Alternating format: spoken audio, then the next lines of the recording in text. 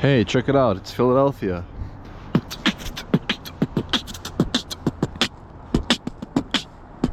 I was actually just recently beatboxing with this guy playing the fucking trumpet or whatever in the City Hall tunnels, and that was pretty dope.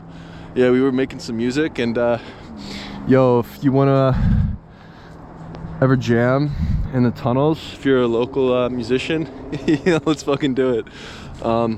What's poppin', people? It's Dante. Putting the hood up today because it's a chilly day in Philly, and today we're doing some ASMR with Dante with the GoPro Mini at 720p, 30 FPS. Why do I shoot at 720p? Because I love me a good small file size. And so, how to start the day? So I like to start my day at an elevated view, at an elevated space, in an open space.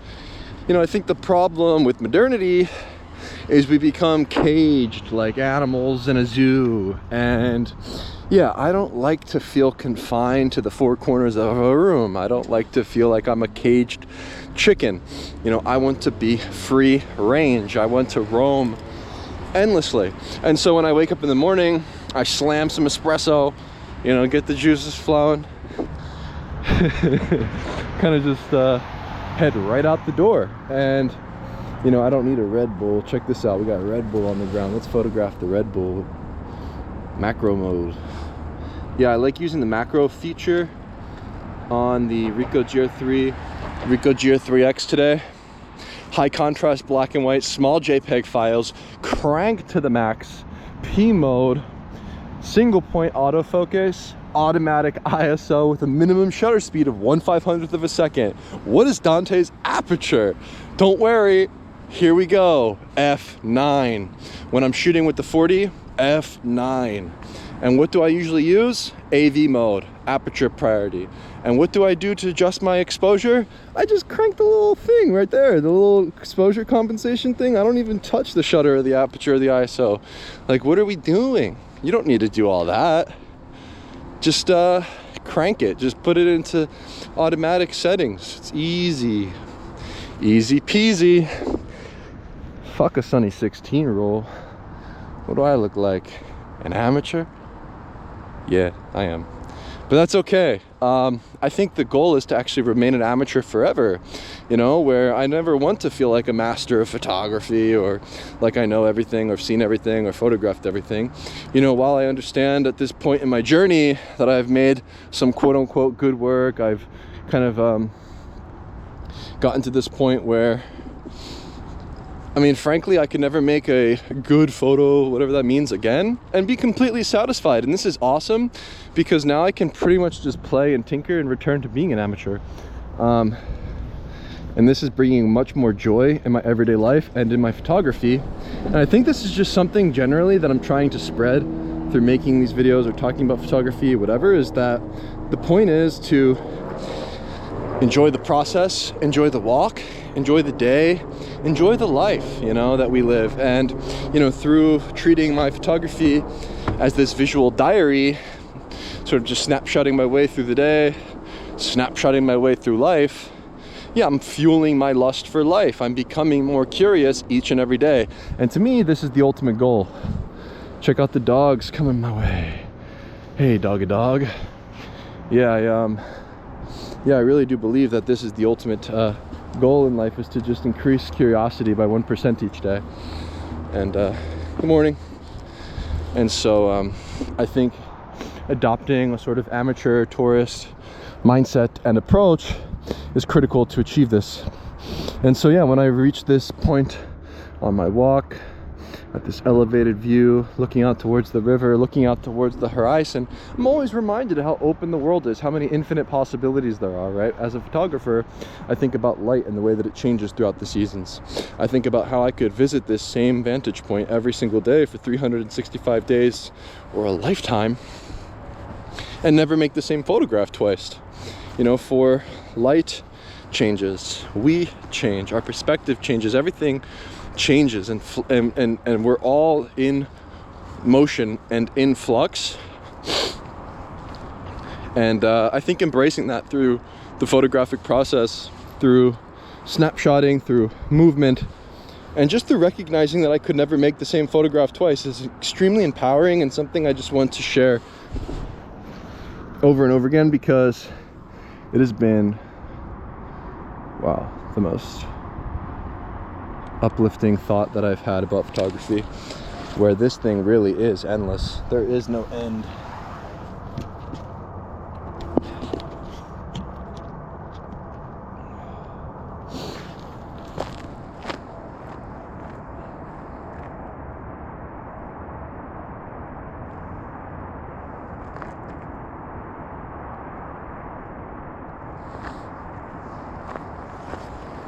You know, you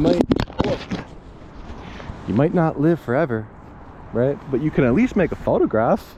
You know, I look at this open space in front of me, this vista, this beautiful view that I make photos of very often, as a canvas, right? Where the world is a canvas, the world is a playground for me to sort of conquer and create upon each and every day. And yeah, maybe by embracing the spirit of play and simply following our intuition, our curiosities, we can make beautiful works of art. And yeah, I actually do believe that photography is art. I think that the creation of an image through a camera, as mechanical as it may be, I think that there is some inherent beauty in a photograph, as it is working within reality, displaying humanity at the front lines of life. You know, that is the goal of the photographer, is to simply be there and to be present with the camera and sort of just respond to life as it is, you know, candid, unposed. That is my aim. Here we are, see in the background the Philadelphia Museum of Art.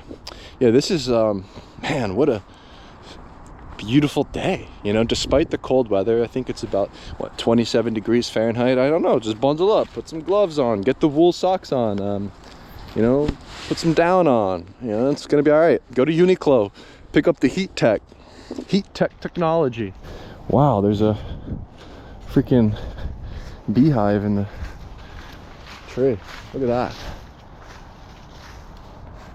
Do bees hibernate in the winter, or what happens? Like, when the tree dies, what do the bees do? That's something I want to ask ChatGPT. Hey, so I'm looking at a beehive on a dead tree as it is now winter. What do the bees do? Like, do they just leave the hive? Do they hibernate? Like, what goes on with the bees in the winter? Bees have a unique way of handling winter. Unlike many insects, they don't hibernate. Instead, they stay in their hive and form a cluster around their queen to keep warm. By shivering their wing muscles, they generate heat, maintaining the hive's temperature. The worker bees take turns on the outer layer of the cluster, rotating to the warmer center when they get too cold. They also feed on the honey they store during the warmer months to fuel their shivering and survive the winter. So, they definitely don't leave the hive. They're in there working hard to make it through the cold season. So it's like cuffing season. You gotta cuddle up with the queen. Exactly. It's the ultimate cuffing season for bees. They all gather around their queen, keeping her and themselves warm through the chilly months. Oh, so that's what the bees be doing. The bees be cuffing. Sure thing. If you have any more Oh, it's still talking to me? bee related or otherwise, feel free to ask. Yo, if you don't already use ChatGPT like this, where you use the voice technology, you chat with it, I highly recommend it. Like, for instance, if I'm reading a book and I don't understand something, boom, you pop open ChatGPT, and let's be real, I understand everything right away. I don't actually have to do this, right? I can read the Bible and understand it right away. No, I'm just joking. But yeah, you can use ChatGPT and ask, you know, what did, you know, so and so mean when they said this, and have a conversation with the bot and augment the way that you learn, augment the way that you think. And I just think it's really good. I highly recommend the ChatGPT 4.0, whatever it is. Yeah, just buy the subscription. I like generating images with it and posting it on my own blog. Yeah, I recommend starting your own website blog, right? Go to bluehost.com, wordpress.org. I've installed the Astra theme, and imagine like Tumblr, right? Remember Tumblr, like in 2010 or whatever? You just publish whatever, like it doesn't have to be like a serious blog, right? And that's what I've been doing is yeah, and I recommend everyone to start a YouTube channel, right? If you want to, yeah, you should, because it doesn't have to be so serious. I like to make videos because frankly it helps me think. Like when I'm thinking out loud and I'm just recording my thoughts, I feel like I can dive deeper into my mind and how I understand things. But it's also a fun way to just share memories, share things with others. You know, if one other person finds this entertaining or enjoyable to watch, that's cool. You know, I don't really need a, you know, big audience or anything. I think it's just a fun way to augment your reality and to spend time throughout the day. And so now let's climb this tree.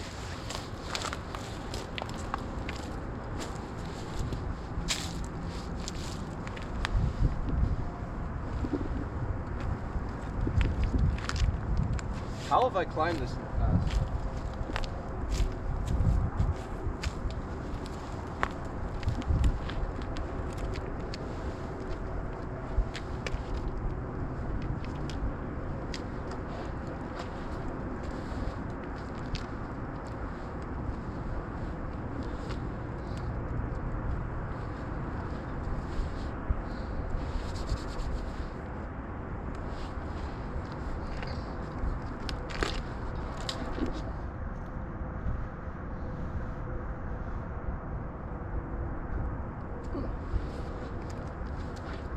Brace for impact. Remember Assassin's Creed? Did you ever play Assassin's Creed? That's what I think about when I go to the top of the cliff. I'm like, remember the leap of faith? And you would jump from like the top of some vantage point, and that's where you would like unlock your respawn point too. I feel like you could go to like the top of a freaking cliff or something, and then you respawn there when you save the game. I used to love doing that. And you would jump and just land in like a pile of leaves or something, right? Yeah, let's treat life like a video game, but we should just assume that we're not gonna respawn. What is you doing, squirrely? Where's you going? Yeah, I kind of keep marching from here, right? Like I'll walk this trail as frequently as possible. I try to walk this trail every day. And honestly, what's amazing too with photography, right? Like if you want to train your eye, your compositional skills and whatever, if you walk by sculptures, like in movement, like you don't have to stand and like perfectly compose the sculpture, but if you practice composition through photographing inanimate things like sculptures, yeah, this can be something that you can use as a learning tool. I find it helps with composition actually, because when you look at a sculpture, I mean, just for instance, right, you look at this sculpture and you should think to yourself, like, how can I position this sculpture against a backdrop to make sense of this scene, to put order to this scene, right? If, you know, you look at the sculpture from eye level, maybe you're going to cut off some of the bottom of the sculpture, his feet and whatnot, because the background is going to blend in with the, you know, the foreground. And so you just want to sort of treat the compositions you make like a visual puzzle. And yeah, that's what I think about when I photograph these things, is like, how can I make this visual puzzle cohesive and understandable in a photograph? And so yeah, by dropping to a lower vantage point, you can achieve that. And there's many sculptures you can practice with, and they all have different gestures, and you know, they're very grand. And sometimes when the light is nice, you can make something really interesting when the sun shines behind it or in front of it or whatever. And yeah, I think photographing these things can be beautiful. And so yeah, maybe the goal as a photographer too is, or just a fun thing to do, not even a goal, just try this, right? Don't limit yourself. If you're a street photographer, right, and you know, if I look through my past work, I've always photographed one particular way wherever I would go, which is fine, and like that's how you develop your style, your voice, whatever. but it kind of becomes boring. It's like, I don't want to be a one-trick pony who kind of just does the same thing over and over again. And so by reinventing myself as a photographer these past 2 years, going from color to black and white, snapshotting, you know, photographing sculptures, photographing landscapes, photographing details, photographing people, buildings, like unlocking more possibilities essentially with my photography. And yeah, I'd recommend it. I mean, it's much more liberating. It's like, if you want to be a happier photographer, yeah, stop trying. Maybe that's the, it's like, you kind of, like, for instance, if I were to go out for this walk right now and I was still photographing the same way as I did in the past, I wouldn't know what to shoot. I would be looking at, I would essentially be looking at life in front of me like, this is kind of boring. Like, maybe I should, you know, go home or like not go for this walk. But like, as I essentially have opened up my mind to the possibility of making photographs in these mundane spaces, I'm just thriving more creatively. And I mean, isn't that a good thing? I think so. I mean, so yeah, I think the moral of the story is to not limit yourself when it comes to the subject that you're photographing, right? Don't just go out when it's golden hour. Don't just photograph people. And as technical and boring as this conversation may seem with the settings of my camera being high contrast and using a small JPEG file and limiting myself this way, that really has been the key to this creative thriving, is setting my limitations so constrained to the highest contrast possible with the smallest file coming from the camera. It's like, there really is this creative constraint to this formula that I've been working with that is really helping me thrive. And so if you're curious about my particular workflow process, whatever, yeah, just go to DanteSisifo.com, the Start Here page. And if there's like a post probably somewhere along there, if you just like Google or whatever, like, or maybe try ChatGPT me, right? Like, I think maybe you should be able to ChatGPT me. Yeah, type in ChatGPT, what is Dante Sisifo's workflow for street photography or camera settings or whatever, and just copy them and try it out. I mean, I think it's a good thing. What is Dante Sisifo's camera settings and street photography workflow? See, I don't know if it's because I have conversations with ChatGPT that it knows me or something, or if like another person were to search this, it would come up. I hope that it would, because if you do that, it just it tells you small JPEG files around 4 megabytes, high contrast, baked directly in the camera, Ricoh GR, zone focusing, snap focus, exposure. It actually does tell you some stuff. It even says you cannot make the same photographs twice, inspired by Heraclitus's concept of flux. See, like, how is like, if someone else searches this, would this come up? Like, I don't know. Maybe it's just because I have conversations with it, but it's kind of cool. It's like, but yeah, just find my workflow on my blog. Try it out, because, dude, it's just so fun. Like, honestly, like, I'm just so happy. Like, this is the most joyful that I've ever been as a photographer. And we're at the 2-year mark, right? It's December 1st. I've been doing this process for the past 2 years. Sometime in late October or November of 2022, I came home from this trip, and I went for a trip to Hanoi, Vietnam for a month, and I was photographing there. And I mean, to me, honestly, that was like the perfect trip. I loved Hanoi. You know, super, super beautiful. Just enjoying myself along this tranquil lake. And there's this very interesting dichotomy between order and chaos, where you can have this like meditative experience of walking around nature, walking around the lake, and, you know, all these peaceful families and whatever. And then throw yourself into these bustling markets where they're just selling goods, and there's just so much chaos, and the sights, the sounds, the smells, and people working, people sleeping, everything. But it was during these long walks throughout this trip along the lake where I really started to contemplate why I photograph and what I want to do going forward when I returned home. And yeah, I decided to make a trip to New York, sell my cameras to B&H, trade them in, get rid of all my cameras, all my lenses, and switch back to my first squeeze, my first love, the Ricoh GR system and put on a creative constraint of shooting black and white this way. I don't know what it was. I mean, I really did know. I knew intuitively on that trip. I was like, it's time for change, basically. I don't know what it was. It was something in the water. Something in the water was echoing through the lake in Hanoi, around Hom Kiem Lake, and it was saying, Dante, it's time to stop. And actually, the last photo I made in color was of this man sleeping on his motorcycle with a backdrop of an espresso.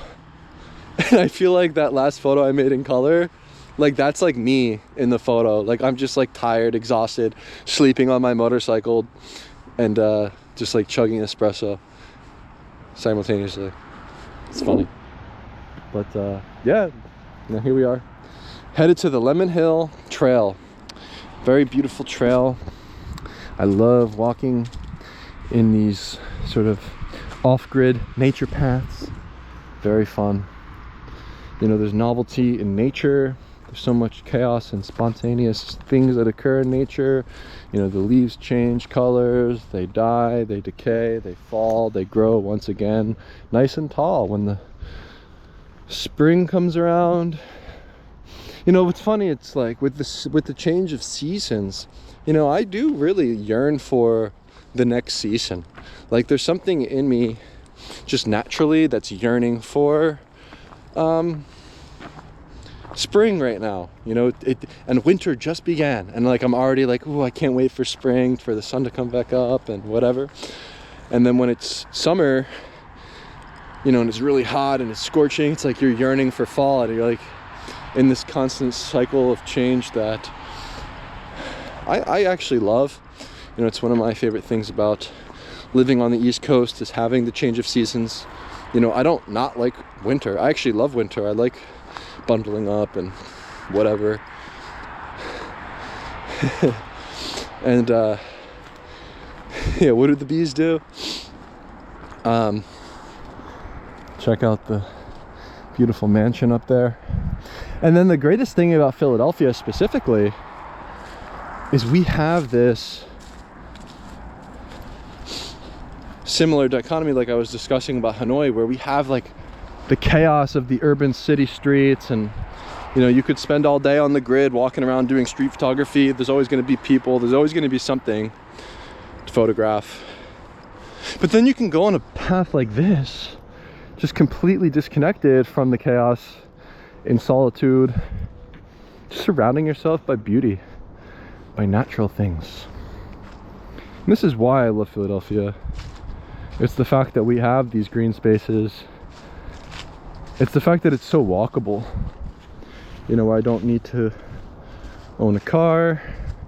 I can kind of just walk everywhere, and or just take the bus or the train or whatever. And it's kind of nice living in a city. You know, I grew up in the suburbs, and I mean, it was technically Andorra and Roxborough, which are like the outermost parts of the city of Philadelphia. But I had the Wissahickon Forest in my backyard, and I would spend my youth building teepees with sticks and building bridges with stones. And I remember sharpening spears and attempting to hunt deer and going for long bike rides with my friends. And there was like this sense of community, right, where you could, you know, I would ride my bike to, you know, Andrew's house and knock on his door and, you know, go play on the trampoline and get on the bike or go play manhunt. And you know, a really good place to grow up as a kid, I think, in the suburbs. But as you get older, I couldn't really see myself living somewhere rural or somewhere in the suburbs generally, because there's just nothing to do. Like, there's nothing to see. Like, I don't want to have to drive everywhere to do anything. Like, I kind of just like stepping out of my door and then, wow, now I am surrounded by nature. You know, it's like not, you know, I don't have to like live off the grid. I can sort of experience both in Philly. And so yeah, I suggest moving to Philadelphia if you're a street photographer, because it really is street photography paradise. You know, we have that grit, we have that raw sort of charm to the streets. We have beautiful architecture.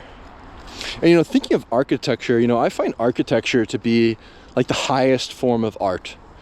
You know, where there's this Wanamaker building here in Philadelphia on Market Street where I love to shoot.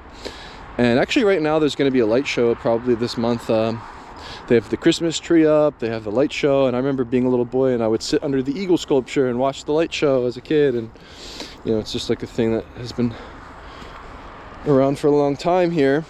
But this building, right, the Wanamaker building with this tall ceiling, this high ceiling, these looming columns, these intricate details and beauty within the building itself.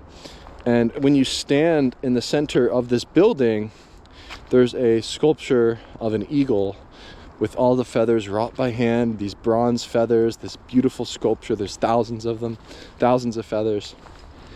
And there's this organ that sounds. It's the world's largest playing pipe organ. And when you combine these three elements, these three artistic experiences, right, with the architecture, sculpture, and music, I mean, to me, this is the most transcendental artistic experience that you can have. And we have it here in Philadelphia, which is just like, what? Like, it's like a hidden gem. It's just mostly tourists go, but, you know, I try to go to it as often as I can, and I've been listening to it most days. And yeah, I have the snap focus to infinity. I just point and shoot. It's nice. Shooting the hills and the trees. There's a pavilion up here. But yeah, I think there's something about architecture where man is working within the laws of physics with gravity, striving upwards, building these incredible high ceilings where it's almost like man striving for God. And I think that when you stand within this space in the Wanamaker building, you know, this is a very divine space. And so, yeah, in terms of art, I mean, we've got some beautiful public art. I mean, just history. You just walk around and sort of just look at these beautiful buildings and things and public spaces and sculptures, and you know, these pavilions are positioned very strategically to give you a nice view of the river, and it's just a really great city. I'm just really proud to be Philadelphian.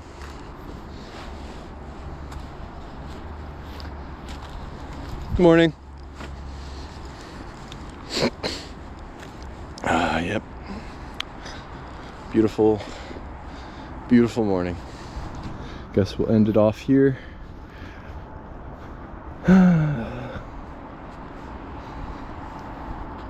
Beautiful day.